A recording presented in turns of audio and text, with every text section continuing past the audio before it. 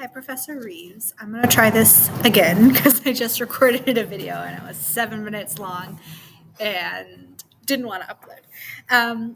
But for this reading reflection, I wanted to shoot you a video and reflect a little bit on chapter 7 and 10.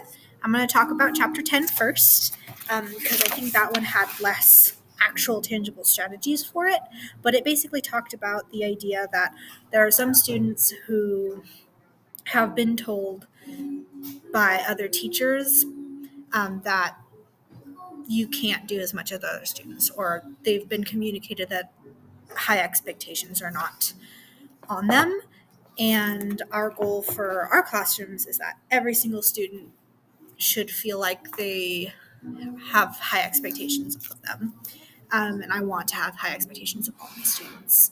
That communicates that I know that they're intelligent and it communicates a growth mindset. I actually loved talking about the growth mindset in this book because I've read that whole book. We read through it at my work.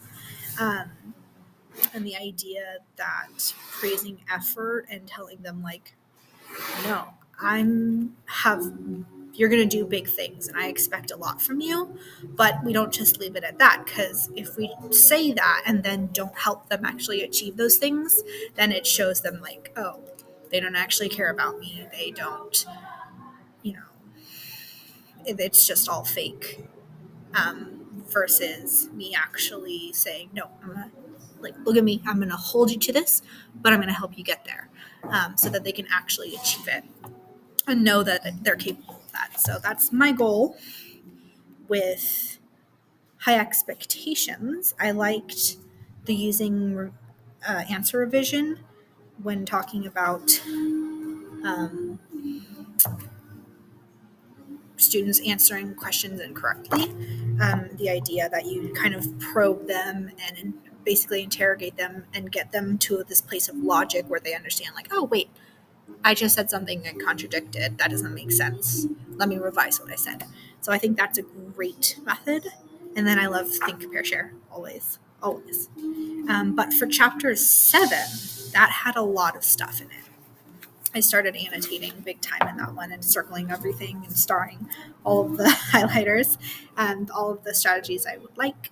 One of the biggest ones was response cards, and I've talked about that before, where I really want all of my students to have whiteboards that they bring to class every day. I put whiteboards there, so that instead of calling on individual students, they will write their answers on a board and then just hold it up to me. I think that's more engaging and kind of calls them all to be more responsible for their own answers. Using physical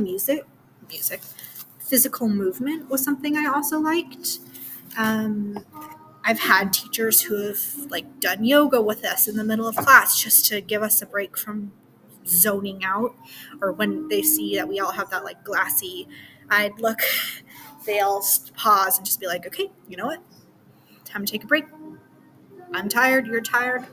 Let's all do 10 jumping jacks or something. I think I could use that very well in my classroom, depending on how much space we have too, but I liked that idea. And then for demonstrating intensity and enthusiasm, I put a big star next to humor because I think I'm funny. I don't know if my kids will think I'm funny, but I think I'm funny. So I think that's one way to really get to my students and kind of, I'm hip, I'm with it, I have younger siblings, so I know all the cool lingo, and maybe perhaps if I'm nerdy on purpose, they'll think it's funny and not lame. So that's a good one. And then the other one that I really liked was the idea of bringing in guest speakers. I never really thought about that for my classes, but when I actually think back to my own education, I always got super excited and made sure I was extra respectful and paid attention whenever we had guest speakers in the classroom. And so I feel like that would be a really cool extra thing to think about and bring in students to keep them engaged and guest speakers. And I mean, I'd love to, it may not be financially feasible, but I'd love to take my students on all kinds of field trips and stuff.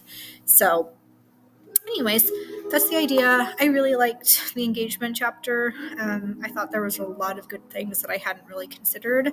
There's another one I talked a little bit about. Um, the friendly controversy in science, that's going to be a little bit stranger. I don't necessarily know if that'll always work for science, but I do know, especially with like identity politics and things with genetics and everything like that, I do know that there is maybe a little bit more wiggle room where if I could have a facilitated friendly like discussion amongst students, they'd have a place where they can ask questions and not be judged for it, but also share their own ideas and know that they're not going to be judged for it.